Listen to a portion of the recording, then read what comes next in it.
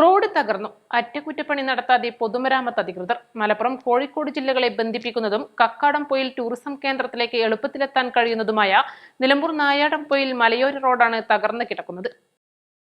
പൊതുമരാമത്ത് വകുപ്പ് അറ്റകുറ്റപ്പണി നടത്താൻ തയ്യാറാകാത്തതാണ് ഈ റോഡിലൂടെയുള്ള വാഹനഗതാഗതം ദുരിതപൂർണമാക്കുന്നത്. നിലമ്പൂരിൽ നിന്നും കക്കാടംപൊയിലേക്കുള്ള KSRTCയുടെ സർവീസും ഈ റോഡിലൂടെയാണ്. 9ഓളം ആദിവാസി നഗറുകളിലെ കുടുംബങ്ങളുടെയും മലയോര മേഖലയിലെ നൂറുകണക്കിന് കർഷക കുടുംബങ്ങളുടെയും ഏക ആശ്രയമാണ് ഈ KSRTC. സർവീസ് റോഡ് ഏത്, കുഴിയേത് എന്ന് തിരിച്ചറിയാൻ കഴിയാത്ത അവസ്ഥയിലാണ് ഈ റോഡ്. അടിയന്തരമായി റോഡ് അറ്റകുറ്റപ്പണി എടുത്തില്ലെങ്കിൽ ഈ KSRTC സർവീസ് ഏതു സമയത്തും നിലയ്ക്കാവുന്ന അവസ്ഥയിലാണ്.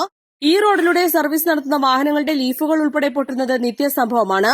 മലപ്പുറം, കോഴിക്കോട് ജില്ലകളുടെ സംഗമസ്ഥലമായ കക്കാടംപൊയിലേക്ക് മലപ്പുറം ജില്ലയിൽ നിന്നും നൂറുകണക്കിന് വാഹനങ്ങളാണ് സർവീസ് നടത്തുന്നത്. ടൂറിസം വകുപ്പിന്റെ കൂടി ചുമതല വഹിക്കുന്ന പൊതുമരാമത്ത് വകുപ്പ് മന്ത്രി മുഹമ്മദ് റിയാസ് ഇടപെട്ട റോഡ് അറ്റകുറ്റപ്പണിക്ക് അടിയന്തര നടപടി സ്വീകരിക്കണം. റോഡ് തകർന്നതോടെ അപകട സാധ്യതയും കൂടിയിരിക്കുകയാണ്. നമ്മൾ അകമ്പാട് ഓടുന്ന ഒരു വണ്ടിക്കാരനാണ്. ഒരു 6ാം ബ്ലോക്ക് മുതൽ വെണ്ടേക്കുമ്പോയിൽ വരെ ഈ റോഡിന്റെ അവസ്ഥ ഇതാണ്.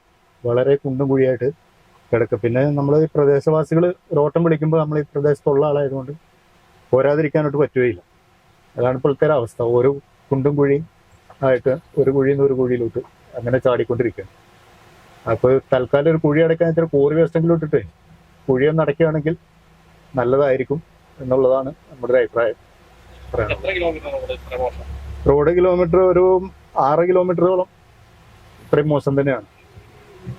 റിസ്ക് എടുത്ത് പോകണമെന്നതോ അങ്ങനെയാണുള്ളതാണ് ഈ റോഡിന്റെ ഒരു പ്രശ്നം. ബൈക്കിന് പോകുന്നതാണ്. അപ്പം റോഡിൽ പാറപ്പൊടി എന്തെങ്കിലും ഇട്ട് നന്നാക്കിയാൽ നല്ലതായിരുന്നു. ഇപ്പോഴത്തെ അവസ്ഥ എന്താ? ഇപ്പോഴത്തെ അവസ്ഥ ഭയങ്കര ബുദ്ധിമുട്ടാണ്. കാറൊക്കെ അടിതെറ്റി കഴിഞ്ഞാൽ റിവേഴ്സിന് പണി വരുന്ന കേസാണ്. റോഡ് എത്രയും പെട്ടെന്ന് ഗതാഗത യോഗ്യമാക്കണമെന്ന ആവശ്യം ശക്തമായിട്ടുണ്ട്. 6ാം ബ്ലോക്ക് മുതൽ വെണ്ടേക്കുംപൊയിൽ വരെയുള്ള 5 കിലോമീറ്റർ ഭാഗമാണ് വ്യാപകമായി തകർന്നു കിടക്കുന്നത്. East life, Nilambur.